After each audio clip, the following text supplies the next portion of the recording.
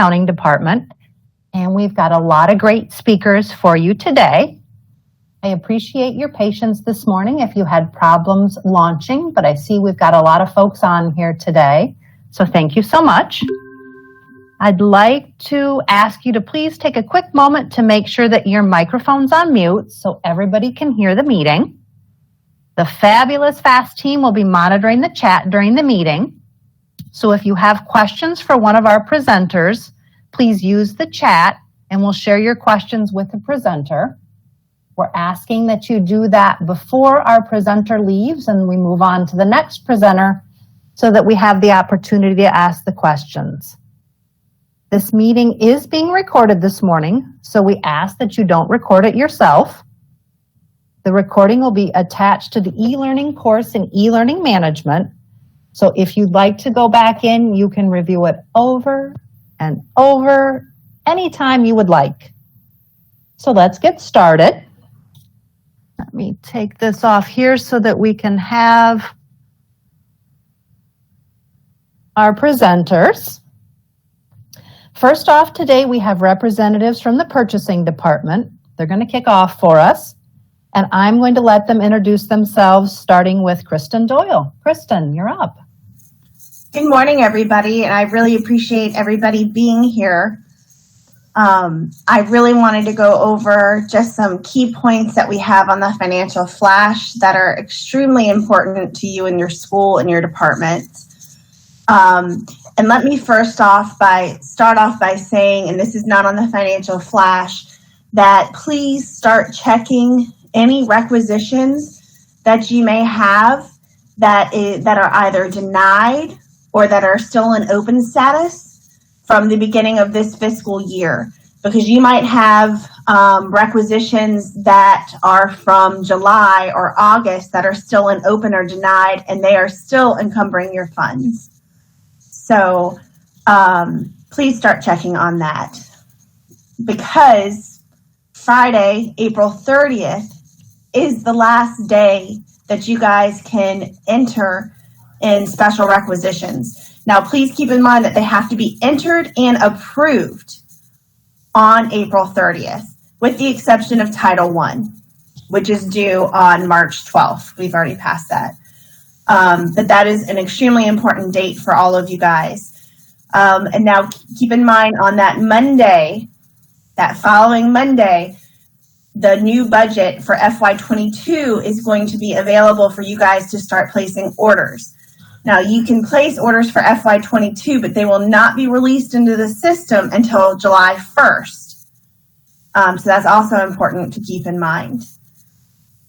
And Friday, May 7th, is the last day for you guys to enter and get approved any FY21 marketplace orders to outside suppliers. The warehouse is going to stay open until May 28th. Again, there's an exception with Title I grants, and there's also an exception with grants that cross fiscal years. They may continue to place orders with the warehouse and the marketplace until June 11th. Going down to Friday, May 14th, we're going to ask that any open requisitions that have not been approved, that you please cancel to any outside vendors. And then Friday, May 21st, we're going to ask that you guys start checking the delivery dates of your pending POs, because we have to have the items have to be delivered, invoiced, received, and matched by June 30th, by the end of fiscal year. Otherwise, they're going to cross over into the new fiscal year. And then, as I said earlier, Friday, May 28th is the last day to enter and approve any FY21 warehouse requisitions for schools and grants. Again, with the exception of Title I. And so let me go down, and then Friday, June 11th is the last day that you can enter in FY22 warehouse requisitions for a guaranteed delivery of your school before the start of school. So that is an important date for you to keep in mind. Those were the really important dates that I had that I wanted to go over and answer any questions that you guys may have. We also have a handout that we put in, but it's pretty self-explanatory. It's talking about the end of the year requisitions, the PO close, to get your POs closed so you can get your money back. The marketplace, it talks about the supply warehouse and the startup orders, about the pony, the property distribution, and then here are all your warehouse contacts. And then we also have a list of all of the purchasing department that may be able to help you. So do you guys have any questions? Do I have any questions for Kristen? Anything about purchasing or the warehouse? No? All right. Thank you so much, Kristen. Yeah, no problem. I hope you guys have a great rest of the year. One question popped up. Where is the calendar? What calendar? Questions are coming in.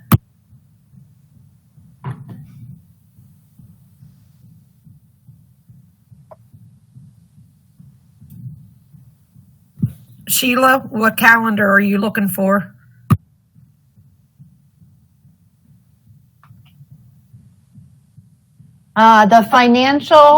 The financial flash is a bulletin. So all the flash dates that Kristen was just referring to are attached to that bulletin.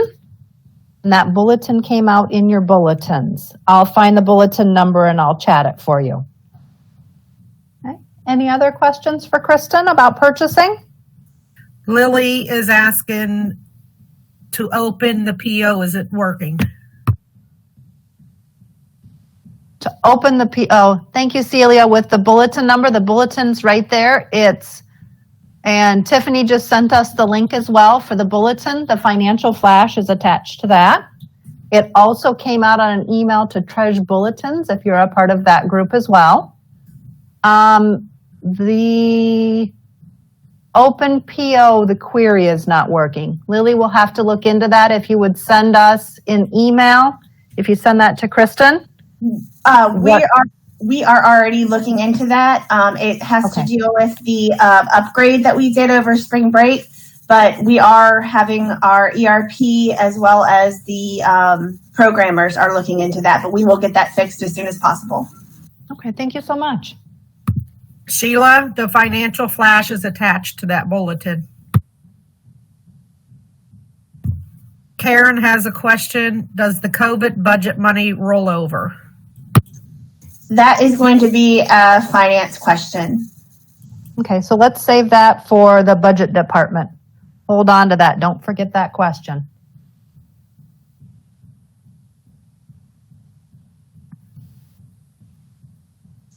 Thank you, everybody. I really appreciate your time.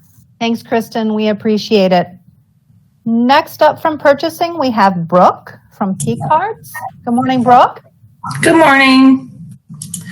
I just have a brief handout that you guys should have, but I will put it up on my screen and just go over some important dates with you all. Basically, for end of year FY21, all your P-card transactions should be posted by the time you guys leave for the summer. I have the dates here, June 28th and June 30th, but last day to use your P-card should be June 11th, which is an important date, so that it posts before June 27th, which would be the end of the year. Obviously, if you can't do that, you might fall into an issue where you place an order after the 11th and your transaction may not post until after the 27th, which would be an issue with FY21 and FY22 funding rolling over. So that's why we put that date in there so you guys are aware. I just added some of your forced post dates to be a reminder for the rest of this year. obviously today is forced post date for the end of March transactions. So hopefully you guys have all that taken care of before you came in here this morning. And then I just have some reminders at the bottom here. I'm fine. How are you? I'm fine. Good. I woke up with a slight headache, but I think someone's not on mute. Good. His armor? a little bit more. Virginia, My armor. Virginia, Yeah. Yeah. I mean, a little bit more, But I don't feel like any nothing to chills complain. No, or. not yet. This is a stretch. Oh, there we go. Just some reminders that the FY22 purchases may start being made on July 1st.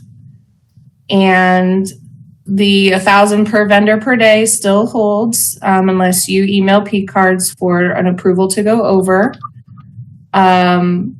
All cards are reset to the standard limits starting June 28th. So if any of your principals have raised your limits or given you travel privileges, that will go back to your normal limits on the 28th. Also make sure that your principal or director approves your travel for trips over the summer. You're going to change the default funding for the aftercare. If summer camp, I know some summer camp is going on. Please notify us if a card holder is leaving the school, so we can close the card down in the bank. Or if someone's on a leave of absence, that would be great if we are notified of that as well. I already talked about the $1,000 limit. PIN access directions are on the website. I know a lot of you were having issues with PIN numbers or forgetting a PIN, but that is on the hub. So you can go there to find any of that information. And that's pretty much it. Just those dates to remember, June 11th, to finalize your P card charges by that date, and make sure everything's posted before the 27th for it to fall into this year's budget. Any questions? Do we have Michelle, questions for Brooke about this? yeah, she has a question on her P card expiring. They come in a month ahead of time for us. So anything expiring May, we should receive in about 2 weeks.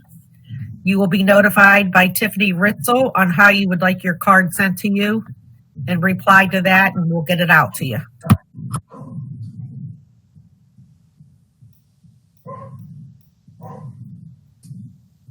There's a question on the aftercare director using their card for the summertime. That you'll have to ask your aftercare department. I can't off the top of my head remember what date Michelle said she was going to have all those business plans ready for you and approved. We haven't received anything yet.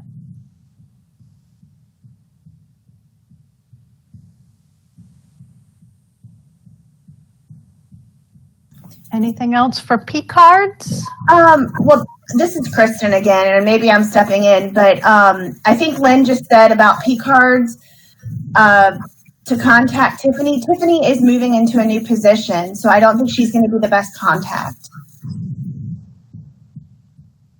So Brooke or Lynn, do you guys have a better suggestion as to who they can contact? Not at this time. We haven't been told anything different. Who said something about Tiffany? I'm sorry. Lynn did. Oh. Yeah, no.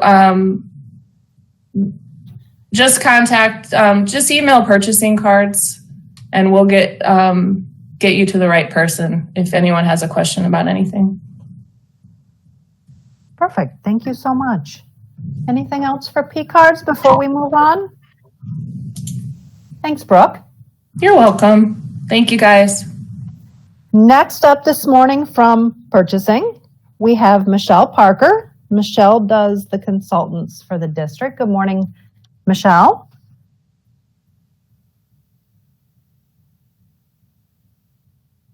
Michelle, do we have you this morning? Yes, sorry, I was working on something else at the same time. Hi, good morning. Good morning, everyone. Okay, there's some notes in the handouts, so I'm just going to briefly go over a few important reminders.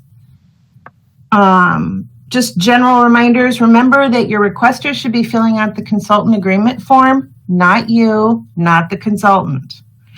Some principals will say, no, you need to do it for my teacher because they don't have time, and I can't say otherwise, but really, you guys want to push back and make sure that the requester or your sponsor, whatever you call them, is filling out the form because they have all the information and you don't. And if I get a half-filled form or a misfilled out form, it just wastes everybody's time because I'm continuously sending it back for revisions. Let's see, they're still having an issue with the 1420E form being fillable. As a reminder, it has to be downloaded and saved to your computer desktop.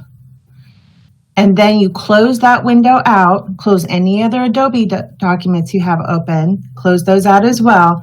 And then you can reopen it from your desktop and it should be fillable. If it's not, I'm really sorry. It's an IT issue and there's nothing I can do about it. This year, we're going to be required to ask for all the required documents the school should have been getting all along, which means insurance.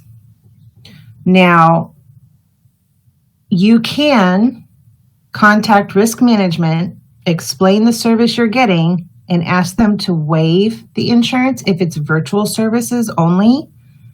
But if you have consultants coming onto the campus, you absolutely have to have that certificate of insurance. The insurance requirements are listed in the Form 2496 Hold Harmless. In case they don't understand what you're asking for, you can send them a copy of that form and say, right here at the top, it says what insurance you have to provide us. Let's see. Questions, again, any questions on insurance, please contact risk management. I can only tell you the 3 basic requirements. I can't give you any other information. Let's see.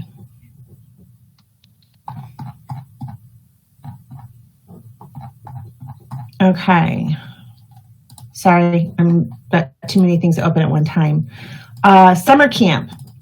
I would have hoped that the aftercare directors would have shared the information with you, but it is in the financial flash. It's also in a summer camp procedure that's included with the handouts.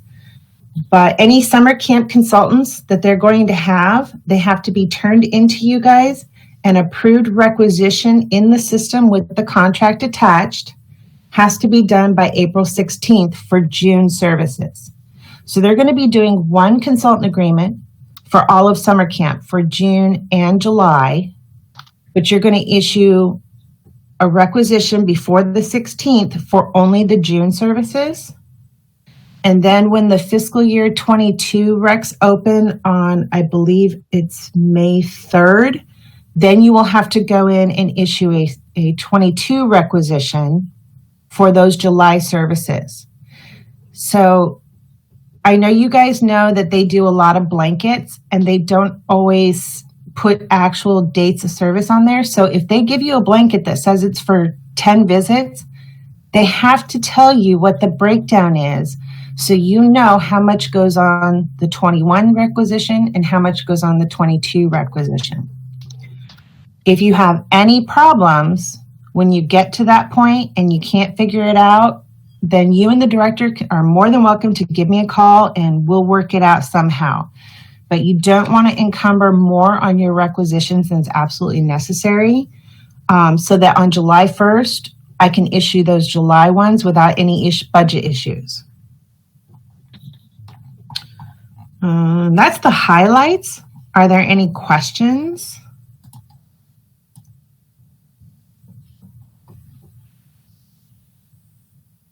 Any questions from Michelle on consultants? Okay, that's a first, you guys. Normally there's tons of questions. Oh, speak now or Well, no, don't hold your peace because you can always email or call Michelle. Yeah. If you can't remember it now and you think of it later on, don't hesitate to call. I'm here 8 to 4:30 every day. So if you need something, just give me a call or send me an email, whichever is going to be fastest.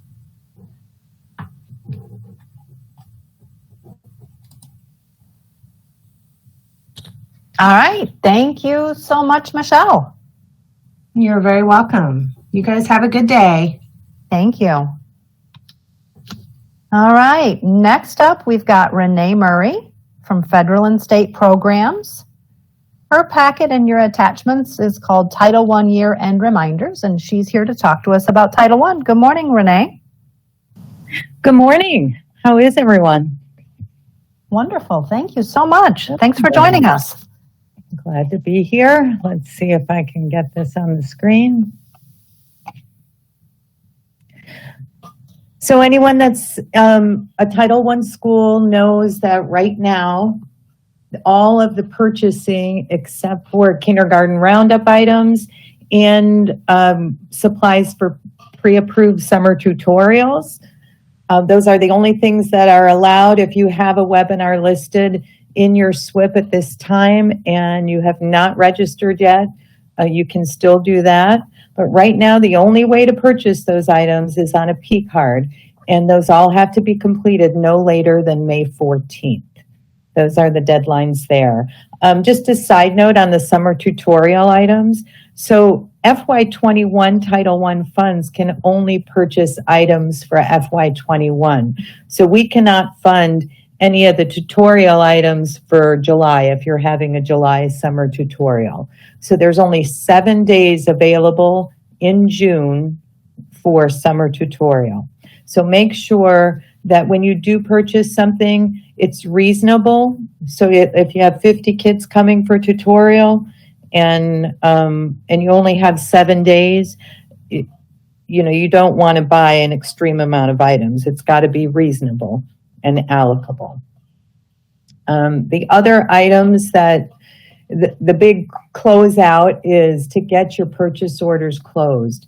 I hate this every year. It happens that somebody didn't get an invoice in time, and now you're getting invoiced in July for a purchase that you made through Title I. Unfortunately, we cannot use FY22 money to pay for anything that you purchased in FY21. So please make sure that you receive your items as you get them physically. Make sure you go into PeopleSoft and you receive those. You do not have to wait to receive until you've received everything on the order. Receive them as they come in. Make sure that you're getting the invoices from your vendors. Start looking at that. Check the missing invoice report on a regular basis. Make sure you get those invoices in.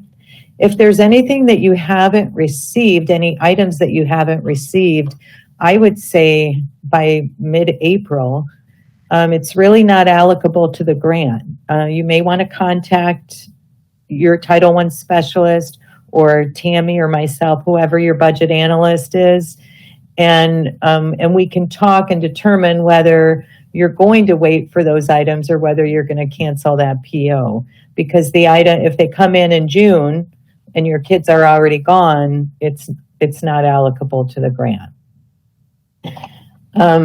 Then the last thing is, I know that we probably don't have a lot of secretaries on here, but you really need to start watching your tutoring and your teacher collaboration so that you're not spending more than what's in your budget. And that's all I have. Any questions? Thanks, Renee. Do we have any questions for Renee this morning?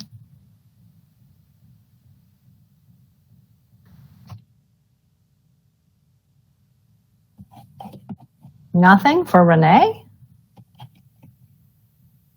Nice. All right, then. Well, we are always available. Tammy and I are always available. So don't hesitate to call or email if you have a question. We appreciate it, Renee. Thanks for joining us this morning. Thank you. All right, moving right along here. Next up, we have Anise from accounting. Anissa's handouts would be labeled the Financial Accounting FY21 Closeout if you're following along with your handouts. Good morning, Anise.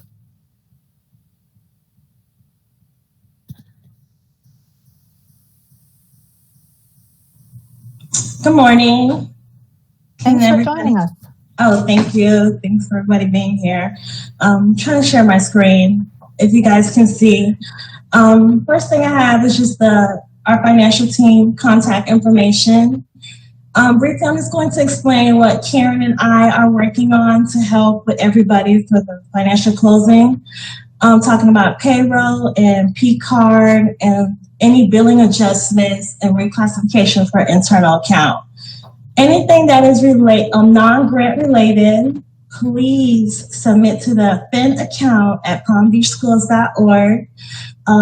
It would be great if everybody can have in the subject the type of transactions, name of the school, and that way we can just reply back to everybody if anything is missing, like as far as supporting documents, and just being able to communicate in a thread to follow up. Also, the website to find this, we have 3 links. I have here the hub, the charts of the account, and the gross and French calendar, if you guys can see. Secondly, for the 2242, which let me go back. We have here from budget to budget. Again, you can send it to fin account where we'll be able to follow up with anything, and supporting documents is what we need. If you go to eForms, you can print the 2242, and option number 2 is where we would be completing the budgets to budgets, and those are for the payroll and the P cards. A thing that we focus on is when we're doing the P card transaction statement, a lot of the schools are sending the Bank of America statement, and we actually want the monthly P card transaction statement. If you guys can, we want all these to be done for the fiscal year of 21. We're trying to scrub up things. Our email is kind of high right now, but we're working on it as a team with me, Karen, and even Donna. I'm also helping out with internal account as well. So again, if we can just all stay organized on that, everything will be done efficiently. And I appreciate that part. And that's for the 2242. Transportation, we have activity buses requesting. We don't have much on there. We do have for that to be completed. If you reach out to your transportation finance, here are the contact information that you guys can reach out to. So again, submitting this to the fin account, we will do these as quickly and efficient. They'll be the one who'll be able to provide the funding strip for everybody. We have, and if you use more than 2 activity buses and would like to request a change from the funding strip that we use for billing, those are what we would complete that form for as well. And there's the tutorial buses that you see. Those are scheduled and managed in the same manner for those. And we haven't had any field trips. If we are, of course, we want to reach out to transportation if there's any changes that needs to be made out. Again, all these we're trying to get done as soon as possible for the fiscal year to clean up. If you guys have any questions, always reach out to me and Karen. This is our contact information. I'm always answering and replying as quick as possible. Don't be scared to call. And that's kind of all for now. You guys have any questions? Thanks, Anise. Do we have any questions for Anise regarding anything with financial accounting this morning?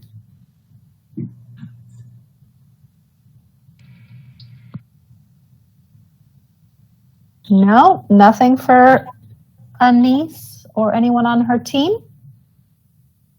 All right, then. Thank you so much, Anise, for joining us this morning. We're moving right along. All right, I know we've all been at the edge of our seats waiting this morning. There would be no meeting that would not be complete without having Bob receive Rosinski. So Bob, you're up. Well, receive is absolutely correct. I guess everybody else is having a bad hair day, so I'm going to go on camera whether I have a bad hair day or not. Hopefully you can see my little message here. I had IT do some special effects for me, so I hope everybody's enjoying the special effects I got. I'm not going to do any screen things. I'm just going to show you what I got. Contacts. Nothing's changed since last time. And my staff has put together a little cheat sheet, so to speak, for helpful hints. It's got a few pages in there. They compiled this based on questions they get on a daily basis from bookkeepers, secretaries, whoever, regarding purchase orders or invoices. So if you can, this is a very valuable tool. If you have questions, you can go through this first, and if not, give us a call and we'll still walk you through different things. One of the most important things is when you send invoices through OCC, AP invoice mailbox, we do not read your messages. So if you're telling us to pay a certain invoice with a purchase order or a receipt, try to get that on the invoice itself, because we do not see your messages. It's not a readable email address. So I would appreciate it if you could write it on the invoice before you scan it in as a PDF, and then so we can see that while we're processing the invoices. So, but this is a very helpful thing. I just want to go through a couple of quick things and I'll get out of your way.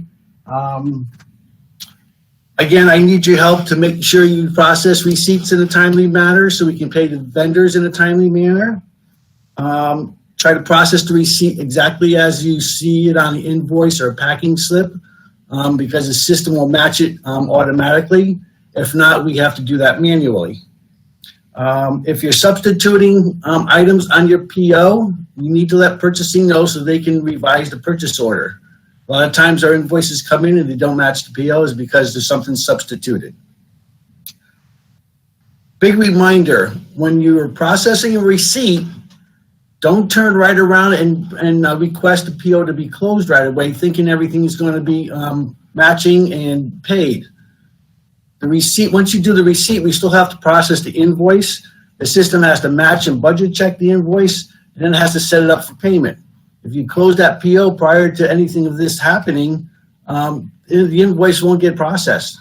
So please wait, check your document status, check your activity summary on the purchase order, and make sure invoices are in the system, posted, and and you can also see a payment on the purchase order. Also, don't forget you can see your invoice images on the purchase order. So that's part of that little cheat sheet packet where you can see your invoices. If you need copies, you just print them off your purchase order. Don't forget that on your Work Center dashboard, you'll receive at least 2 reports every Monday. One report is invoices with no receipts, and the other report is a receipt with no invoices. So if you've processed a receipt and you've got this on your report, that means we haven't gotten an invoice in yet, so it'll be up to you to go call the vendor and say, hey, you never sent an invoice over to our accounts payable department. Don't forget, our job is to process invoices when they come in. We're not out there hunting for invoices to process. We've got enough of those coming in already. Renee mentioned grant people. Just make sure you get your invoices in on time. Make sure we can have sufficient time to process them in the system before the grant closes. As she mentioned before, there have been multiple times, not with just Title I, but other grants, where you received the material, you did the receipt, you went home, and the invoice never showed up, and it's after the grant period. And then there's an issue there because it won't budget check because the grant's closed. So try to get your invoices in a timely manner, make sure the product's there, satisfactory, and then process your receipt and make sure the invoice is there. Okay, communication, very important. We send you an email asking for a receipt to be processed. You don't want to process a receipt? Well, that's okay, but you have to tell us why, so we don't keep hounding you for a receipt. If there's something wrong with the product and you have to return it, that's understandable, but just please communicate. On the cheat sheet, and it's very important, when we send you an invoice exception, you have to answer our exception so we can get the invoice image back and process it or close it, whatever you tell us to do when we're requesting an invoice exception, whether it's a new PO, there's no PO on the invoice, you need to tell us through that exception so we can get that invoice back. Third request for receipts also go to your principal or director. So I'd appreciate it if you could answer our request for a receipt on the first or second time, whether you do a receipt or you have an issue with the product, please let us know so we don't have to go to the third request and then your principal has to get involved. So, or your director, rather not do that. Travel is very little travel, but if you have people who go out traveling in county, at least it's in county right now. I don't know, there's not much out of county. Just make sure the budget is available for the out of county or in county travel reimbursements. And last but not least, as you know, Office Depot is on EDI, which means we don't get actual invoices. It's all electronic. Staples has been in EDI for the last couple of months. So there's no invoices that you can view on your purchase order. And school specialty is in the works and hopefully should be done before the end of this fiscal year. So other than that, I have no anything else to interject. If you have any questions, I'll take questions. Questions for Bob? Only very difficult questions, please. You can't throw tomatoes through the screen, so that's why I like this kind of format. Some people may be closer than you think, Bob. All right. So I have a question. Yes. So my question is, for the invoices, when we're sending them through the AP invoice email, is there anywhere specific that we're looking to type in or to write in the PO? Is it handwritten that I'm doing this? Do you want me to type it in on the PO number on the invoice? You could handwrite it. It doesn't. You don't have to get very fancy with it. Just handwrite it on there so we know what PO to process that invoice against. Okay. And if we have already sent in invoices, but we did not write the PO on the invoice, is that going to be an issue? Should I send a follow-up email? Well, no. Most of the time, if we get an invoice that doesn't have a PO on it, we'll send you back that invoice exception. It comes through as an email on that cheat sheet. There's some screenshots of what that email looks like and how to respond to it. You have to respond to that.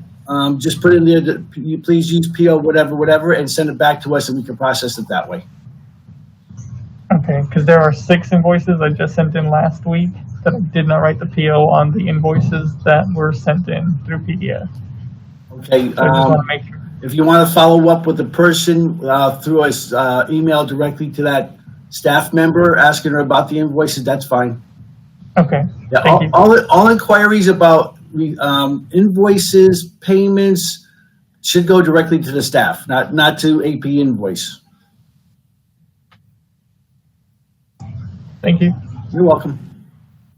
Bob, I'm seeing a question that maybe you can answer that ties in with closing the PO.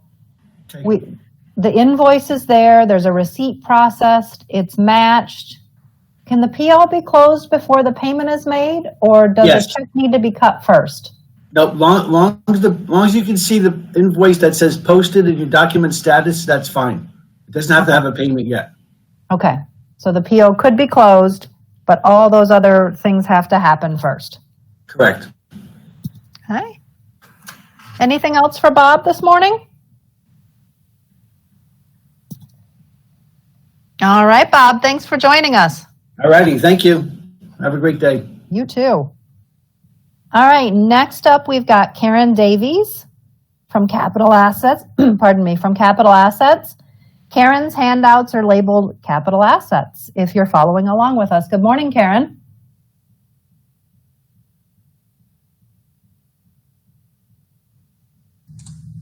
Good morning. I'm going to be brave like Bob, and I'm going to show my face. No makeup, though. How's everybody doing? I hope you're doing well and staying safe, and thank you for being with us this morning. Can you see my screen? We can. Okay, excellent, because I can't see it on mine, so I don't know what I'm showing. In any case, I took advantage of the fact that we are sharing everything with you, not necessarily having to print it, so that you have everything that we in our room and our staff have when you ask us questions. So the first part of the handouts for capital assets are the accounts with the descriptions per the red book. And this should help you if you don't know where something should go.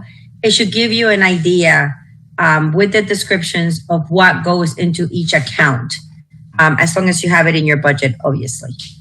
The next one is like a summarized one that the girls put together for you guys to see quickly which accounts to use and what each account description is for.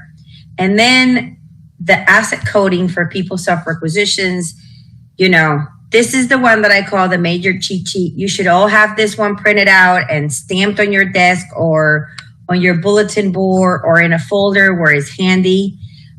Because this one I try to make it as easy as possible, asking yourself what your buy-in. Once you figure it out, on the left side, it gives you the account and the asset profile if you have to use it.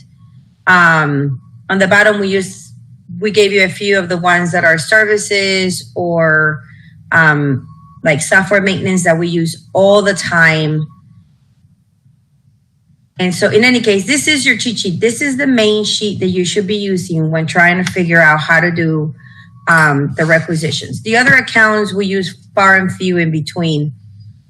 Then here's our capital asset team.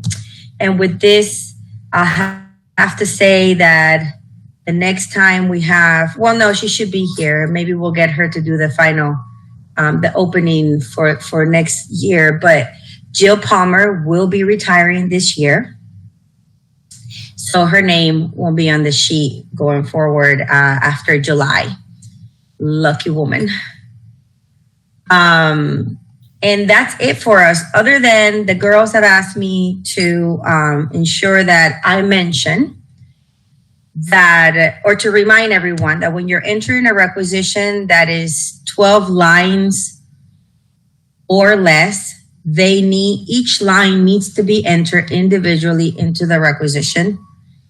And when we're split funding, which is a bad word, believe it or not, but if we have to split fund something, to make sure that that line or the entire PO is an amount only PO. And as we all know, it is a really bad thing to split fund an asset, but if you have to split fund an asset, please call us and we'll work with you so that you can purchase the item that you're trying to purchase. This is going to be a record-breaking meeting, but I'm done. You've caught me off guard, Karen. You can't be done. No, right? Why not? What else do I have to talk about? Anything? Any questions? I'll be more than happy to answer. I mean, I know that we are at the end of the approval process when it comes to the requisitions, and we don't want to deny them. We don't like denying them. Trust me, when we see one that we have to deny, we actually suffer a little before we either email you or actually press the denial button. We just don't like doing it because we know it has to go through the whole process again, and you're going to get questions from the principal. We may get questions from the principal, and we just rather you pick up the phone and call us so that we can help you before you put that requisition in. So Karen, what if I have two questions? Number one, I have a question. What account would a microwave be under, if you know that off the top of your head? A microwave, and hopefully it's not one of those fancy ones that comes out of the bottom and is under $1,000. That will go under 564220. And that leads me to my next question. So what if I'm sitting in my office and I have no idea what account number to use and I'm kind of scared to pick up the phone? What would I do? How could I get my answer? Well, you shouldn't be scared to pick up the phone. I think if anything, our department is one of the friendliest ones, I would say. And is going to debate that with you. I knew it. Could I send an email? Who would I email? Absolutely. And that's why we give you the team members page. You can email any one of us. And if one of my staff doesn't have the answer, they'll probably forward it to me. And you'll end up hearing from me if you didn't email me directly. Or again, pick up the phone is the easiest part. It's not difficult to get an answer. We will get back to you. And the easiest and fastest way is to give us a call, because we'll answer the phone and we'll either call you right back or we'll answer and help you right there on the spot. Now, the easy part with the email is that it will be extremely helpful if you attach the quote, because then we're both looking at the same thing. We know what you're buying. You can give us a quick explanation and then we can help you with that account and asset profile. I also want to repeat what Bob said about the POs with, actually, I think it was Kristen, the POs with receipts out there and no invoices. I tried to look for the assets because at the end of the day, the assets is what's going to affect my department the most. So I have ERP run me a query with those POs out there that have a receipt or have an asset profile and nothing has happened to them for the entire year. But it would be extremely helpful because it is your money and it is your school's budget. And if it doesn't roll, you will lose that money and we'll get the invoice after things have been delivered. And sometimes the things have been delivered, but we just didn't get the invoice. And you're going to have to use your following year's budget to pay for this. And that's the last thing that you want to do, especially as they start looking that you didn't spend the money. So then your budget gets smaller the following year, right? But in fact, that you did spend it and it just didn't get paid. If you need help with that, please ask. I know that a lot of you are overwhelmed. And like I said, I do go ahead and run the report for the assets and I'm picking up the phone and calling the vendor. But if you do a receipt and you know the item came, try to make sure that we have received that invoice so that the PO is processed and it can be closed appropriately. Otherwise, you're going to lose that money. And next year, we're going to be chasing you for tag numbers, serial numbers, and to pay. Other than that, that's it. Seriously, I'm done. Thanks, Karen. Do I have any other questions for Karen? Any burning questions about coding requisitions, about capital assets? I'm seeing a question. This year, all requisitions required waivers. Does that still apply for the coming year? I don't think budget has spoken yet, but they have not told us that it's not over. So we are still asking for waivers when they're using Fund 1000. I believe that 1051 and Capital do not require the waiver, but if you're using Fund 1000 or any of the XXX accounts, you're going to be asked for a waiver from my staff. And sometimes you guys send me an email from the CFO or from Heather or someone in budget will reach out to us. But until that bulletin is changed or we get directive, we are not changing the way we're having to look at the requisitions. Okay, thank you. Anything else for Karen? Well, thank you for joining us, Karen. We appreciate it. Make it a great summer, guys. I know you guys are going to be done like so soon, but thank you for everything you do. You're the hardest working people. Thank you. Thanks, Karen. Next up, we've got Linda Guzman from our ESE department. Linda's handouts are labeled ESE FY21 Financial Closeout if you're following along. Good morning, Linda. Welcome. Good morning, everybody.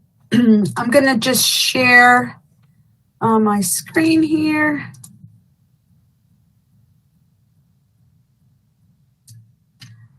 So we do have a handout, and we also have a slide in the presentation with just some important dates that we pulled out.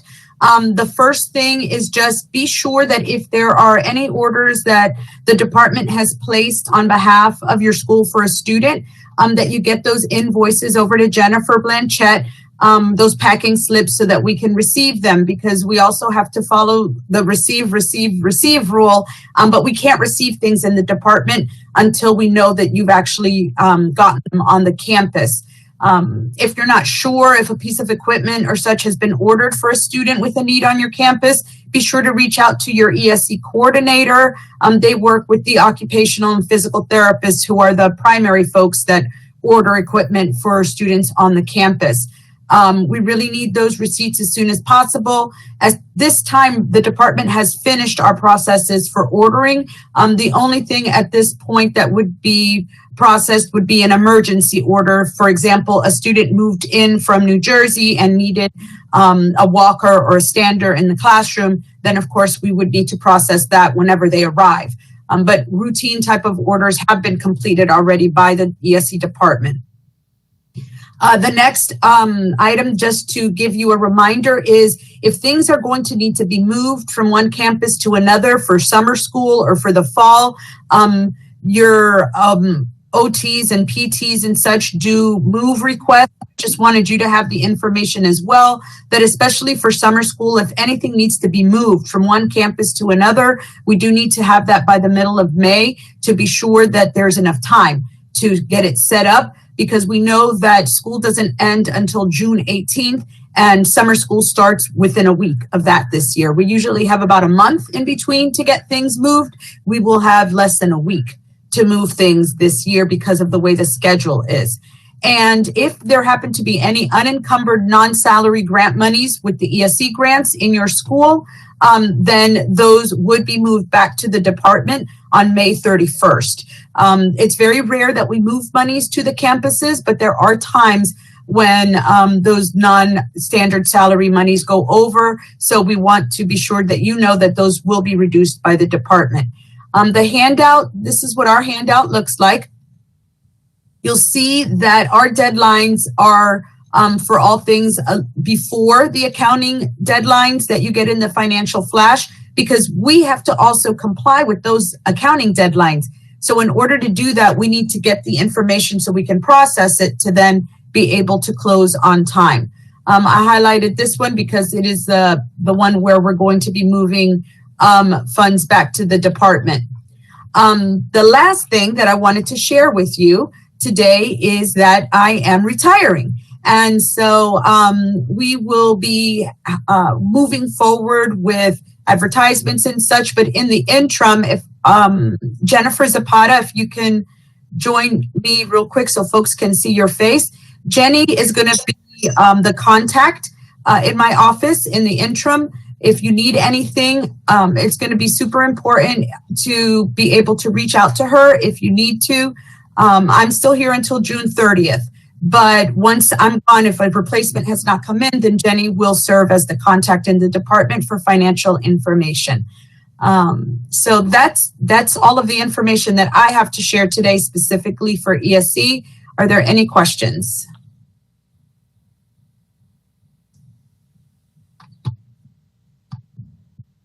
All righty, Miss Wendy. Thank you, Linda. I can't believe this is your last time with us. I found out the other day that you were retiring, and I just congratulations, and we're very happy for you. But oh boy, it's 32 years. 32 years. So 32 years. It's time. I'm still speechless. I can't believe it, but I know. I think back, 32 years ago, I was a paraprofessional in an ESE classroom. And so I always joke that I've had every job along the way. But it's been great. And I've always loved the folks that I've worked with. And folks are saying like, what happened? It's like, there's nothing wrong. Things are as smooth as they can be. Processes are running. So I feel like I'm ready. So is everybody else. Everybody else is ready too. But You will be truly missed for sure. I'm going to miss you. We'll all miss you. We wish you the very best of luck, but Linda. Thank you guys. Thank you. Well, while we recover from that news, we've got Lily from the budget department up next. Her handouts are titled Budget, and we want to welcome Lily this morning. Hi, Lily.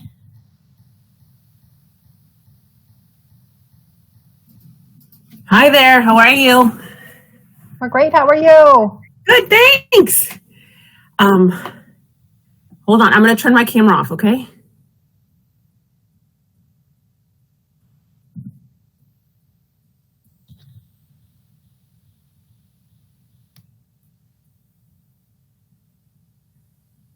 Okay, can you all see that? It's coming up, Lily. Yes. There we go. Yes, Lily. Perfect. Great. Thank you. Well, thank you. Good morning, everyone. So I'm going to go over a couple things for the end of the year that you need to take care of. The first thing is our timeline. You want to make sure that all of your overdrafts are covered before the end of FY21. Your budget transfers need to be done by Thursday, June 24th. Now, that's not the last date, but they should be really done, most of them, by Thursday, June 24th. You're going to make sure that when you do your budget transfers that you let the date default to the current date. Okay, and because we are working with 2 fiscal years right now, you're going to be entering 2021 as your budget period. Okay, in FY21, anything that has to be done, like a P card that you have to reconcile, or anything that you have to late deficits that you might have, you make sure that you use the June 30th date. Okay, so the date has to be June 30th. And this is going to be for, and again, make sure that you enter 2021 as your date. Okay, you cannot mix 2021 and 2022 transfers on the same transfer. So they have to be separated. Your budget overdraft report is what you're going to want to look at, and you're going to want to make sure that you cover all non-salary deficits. You're also going to want to make sure that you cover anything that starts with a 518, and I've listed all of the accounts there. Also overtime, 519990. Anything that is a 575100 or a 575200 should be covered. Now, there are a few exceptions in the 518400 and the 518430. And I've listed the exceptions there.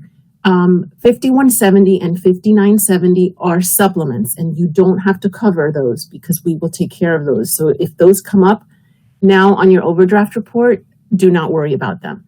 Also, your 518430, which is your extra duty days. If you find any extra duty days in Fund 1000, and you're going to look for programs 0000, 3080, and 6816. If you see any extra duty days in 518430 in any of those programs, you don't have to cover them. Okay, make sure that you use the 521500 for your benefits for all of those accounts above. On your overdraft report on the right-hand side, the last column, it gives you your benefit amount, and you're going to want to make sure that you cover that amount. And again, that 521500 is going to be at the top of that column. Okay, there are some deficits, other deficits you don't have to cover. I've listed there for you. In Fund 1000, you have a few programs there that are utilities, Best and Brightest, Florida Teacher Lead Program. You don't have to cover any of that. If you find a deficit in Fund 1021, program all zeros. Now, this is important for you to know. Elementary schools do not have to cover that deficit. Our high schools and middle schools do have some funds that they will have to cover the deficit. It should be minimal, and we keep an eye on it. So elementary schools do not have to cover it, but middle schools and high schools do. 1102 and 1103 are your summer programs, and if there is a deficit in those programs, you don't have to cover that either. If for whatever reason you have substitute deficits, which are going to be in 575200, any of those functions listed, notify the secretary. Chances are that if it's a long-term deficit, which is 5169 and 5269, they just have to send in paperwork for us to cover, for us to move budget for them. And the other ones we'll work with them. We'll work with them also. So if you see any deficits like that, just notify your secretary. Let them know to call us, and we'll help them through it. Carryover programs. You're going to have a couple carryover programs. Well, more than a couple, but I've broken them out for you with some information on each of them, and also there's an additional handout that also has our carryover programs. 3060 is your middle school and after school program. If you have questions, you can always call us at the budget office, but most of the questions would be directed at Olivia Rogers. Anything in program 3060 is going to carry over. 3065 and 3069, advanced placement and industry certification. Those two programs are also going to carry over. I've listed a few accounts just so for reference so that you know what they're used for. You cannot move these funds to program zeros. They have to stay in 3065 and 3069. Program 3088 is your substitute budget. When the school does not spend all of the allocated monies for substitutes, we basically do a formula at the end of the year, and we add things together. We make sure you have no deficits, and if you have any money left over, the school gets to keep 50% of what's left of the positive, okay? And that's always put into 3088. If you have a deficit in all zeros, program all zeros, and you don't have any money in all zeros to cover overtime, extra straight time, anything like that, you can use program 3088 to cover. But once you move the money out of 3088 into program all zeros, you can't move it back. So you have to be aware that, you want to be careful with what you spend this money on, because once you move it, you can't use it again. Miscellaneous local fund is Fund 1001. That's where you would be sending in a check from PTA, from internal accounts. Also, program 9403, which is the interest that you get on your Wells Fargo account. That's also part of Fund 1001, and that will carry over. 1301 and 1301 is going to be your after school, and 1303 is your summer camp. Make sure that you cover your deficits. I've also included there account 516000, which should be covered. So make sure that you cover it, that you look at an overview, or you look at a budget status report, and you look and see how much you have as a deficit. Because in years past, and this is years before I was in the budget office, it wasn't covered. It was there, and it was just, I guess it wasn't, nobody required it, or I'm not sure why, but now, since we have the better report and we have the overview and we have all of that, if you see that there's a deficit, it's not going to show up on your overdraft. So make a note, it's not going to show up on your overdraft, but it will be on the overview and the budget status report. So you want to make sure that you cover that deficit so your better report doesn't have any red in it, or any deficit, doesn't show any deficits. I know a lot of principals are concerned about the reds in their better report. 1304 is community school. And for those that have community school, you'll be sending in a check with a transmittal for that. The programs that do not carry over, okay, I've listed all the ones that don't carry over. So make sure that you spend the money, because if you don't spend it, you're going to lose it. So you have 3026, middle school course recovery. 3030 is magnet. If you have questions regarding magnet, You're going to call Dr. Geraldine Johnson's office and check with them. We can help you some with the magnet, but if it's specific questions regarding magnet, you want to talk to them. Gender equity, Valerie Miyares or Yetta Green can help you out with that.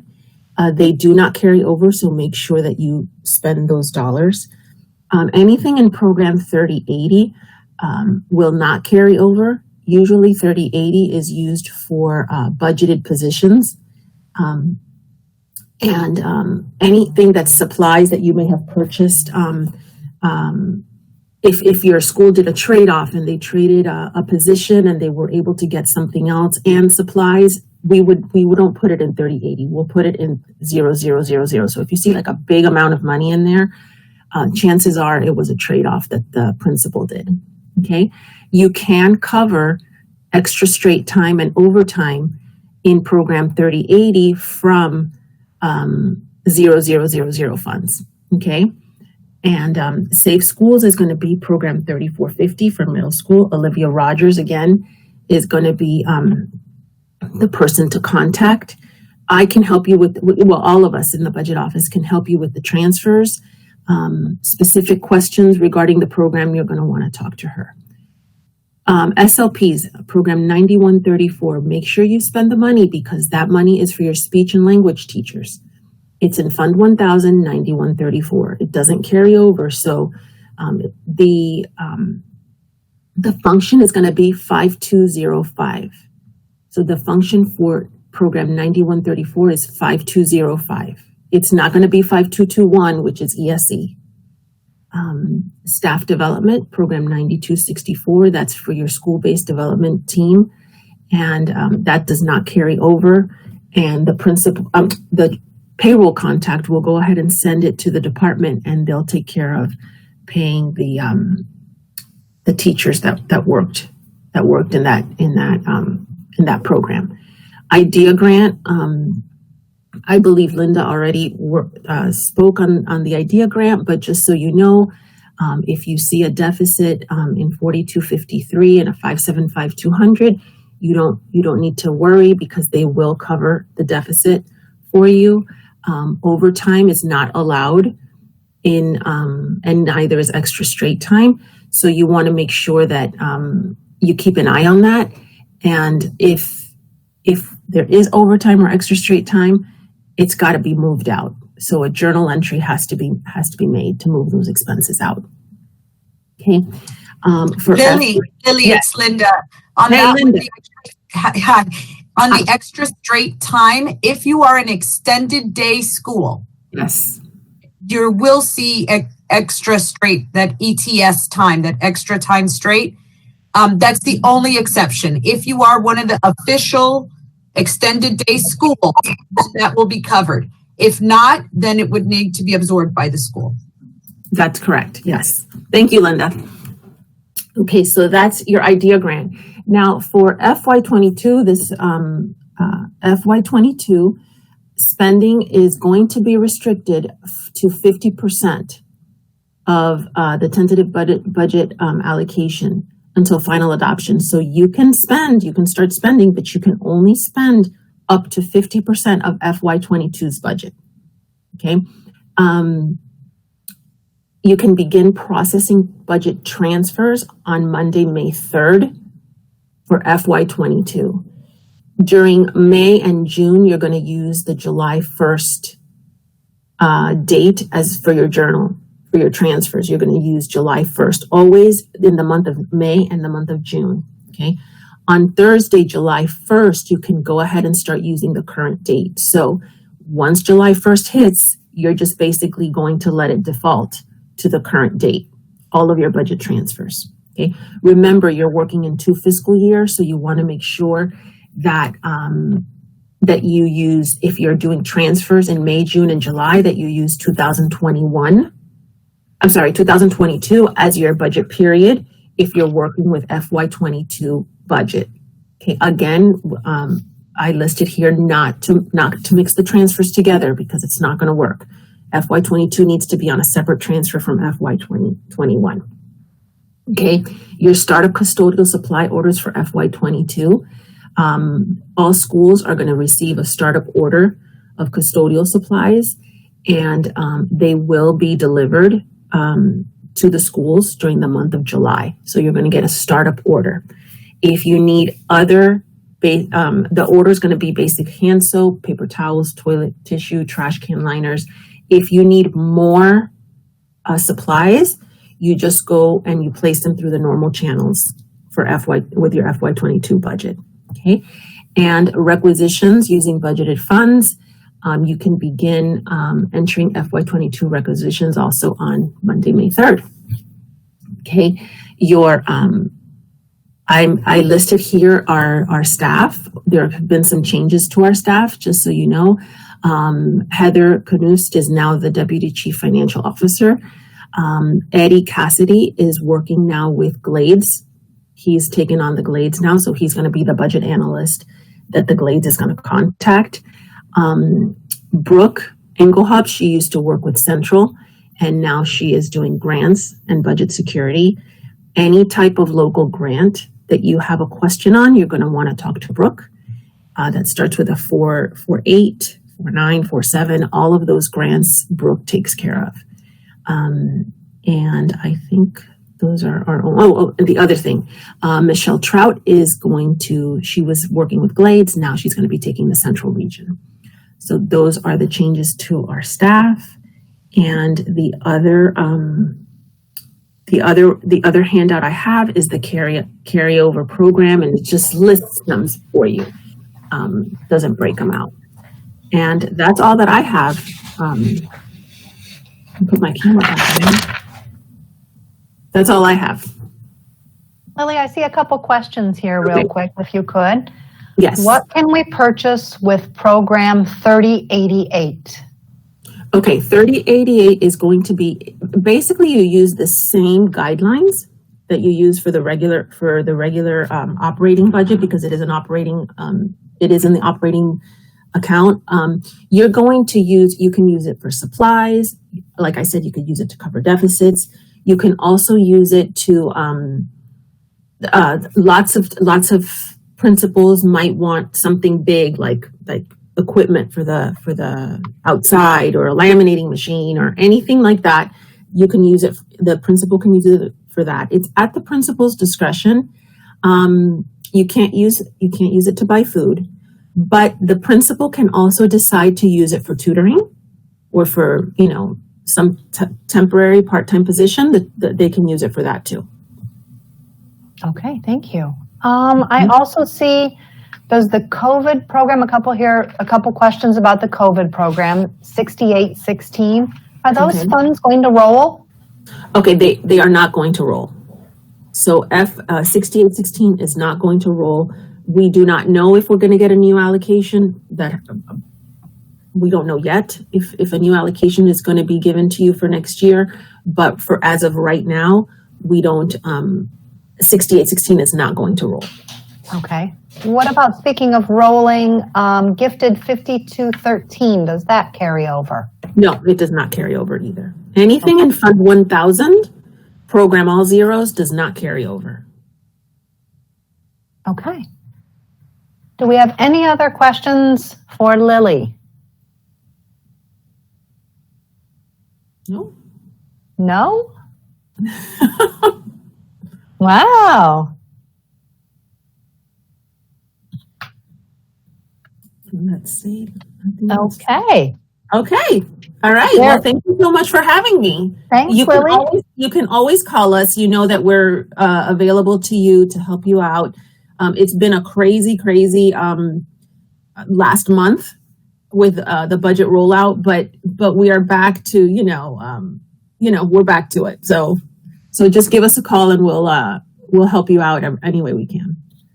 Wendy, real quick, it's Karen Davies. I just wanted to make sure, Lily, do you know they're going to give us a new bulletin as waivers are concerned, or do we still are carrying on with the one from June of last year? No, we don't. Right now, the schools don't have waivers. Right, it's only the department. Right. We know the schools do not have a waiver when it comes to Fund 1000, but the departments do. Yes, the departments still have waivers. Okay, so that continues until we hear otherwise from you guys. Correct. That is correct. Thank you. And I don't know, you're welcome. And I don't know that we're going to have waivers for schools. We don't know that yet. So as far as we know, everything is okay and they can spend how they're supposed to without waivers. Thank you. Okay. All right. A couple other, I'm sorry, Lily, I'm just seeing a couple other things coming in. Is there a special budget line for graduation? Are there budget funds for graduation? No, not that I know of. I believe that's an internal accounts, that the schools use internal accounts for that. I would think the ladies in internal accounts can help. Well, Wendy, if but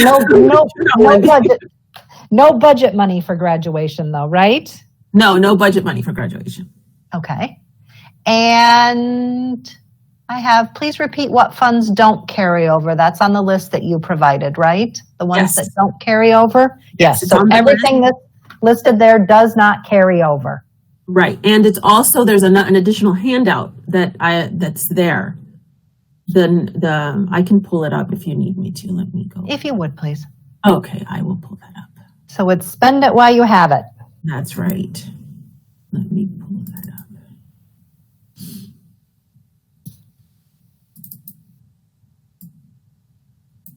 Oh, let's put it this way. Can you see that? Can you shift it a little? I have just 2 pages there that are kind of between each other. Maybe you froze briefly. Hold on a minute. Let me close this one, and I'm going to bring this one over. Thank you. Okay. How about that? Can you see that better? Carryover programs? No. Nope. Okay, hold on a minute. Let's look at it this way.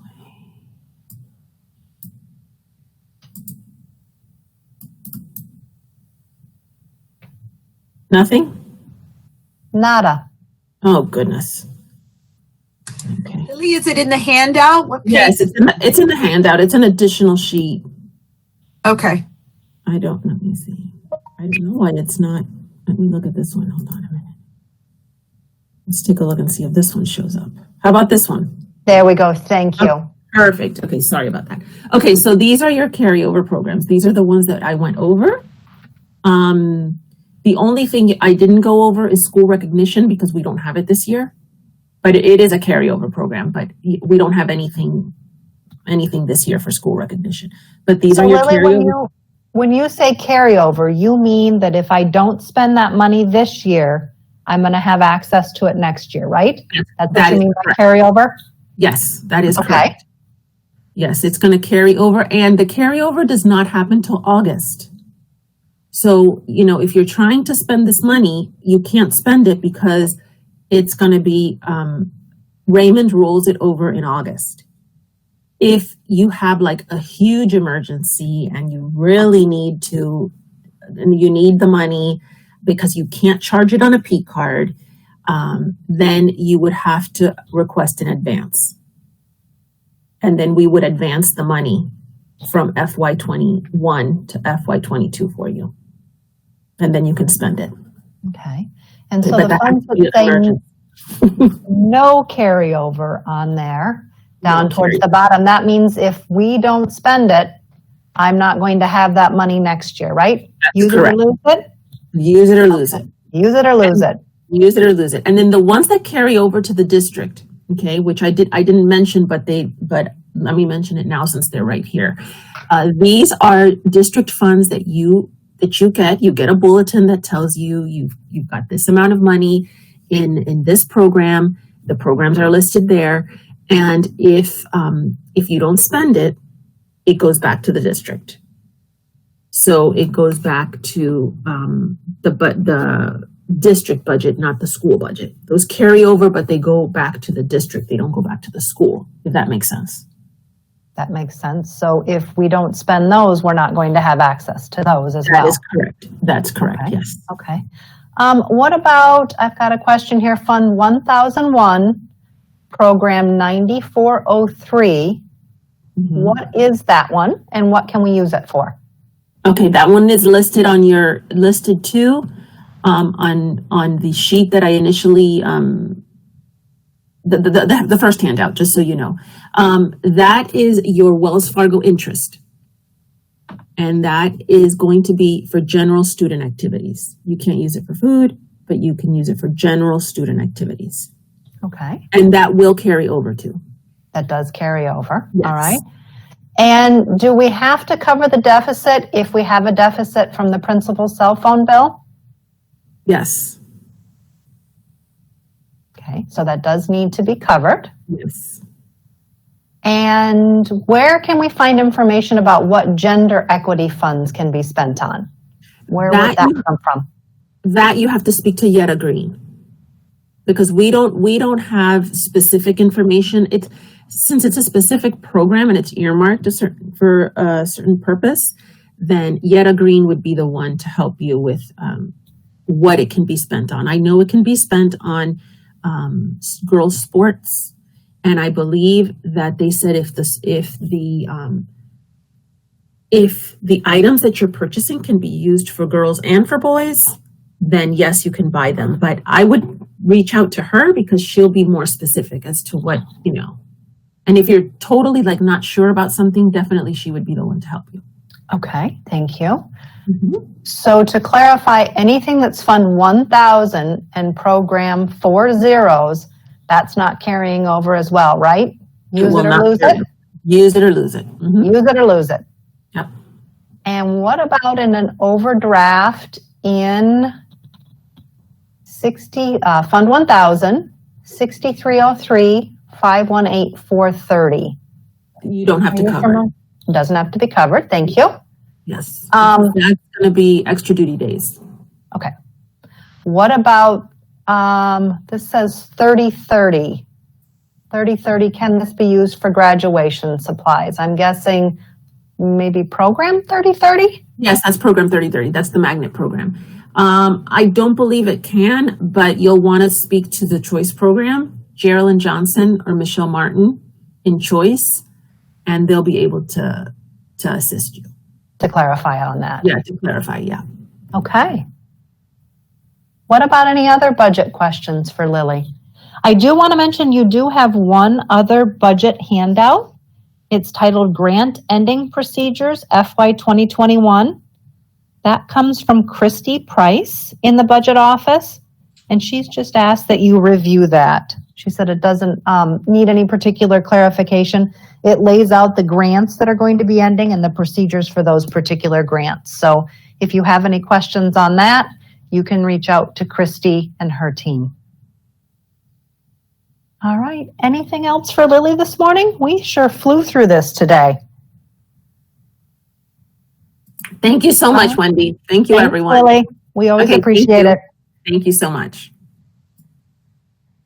All right, as we wrap up here this morning, I want to thank you so much for taking your time to join us today. We know that you are super, super busy and have a lot to do on your campuses and in your departments. We appreciate you spending your time. And if you have any questions, please don't hesitate to reach out. There will be a copy of this meeting that Mark's done for us. Thank you, Mark. That will be posted back into the meeting if you want to go back and watch it. I wish everybody a super smooth end of the school year and have a great day. Thank you all for joining us.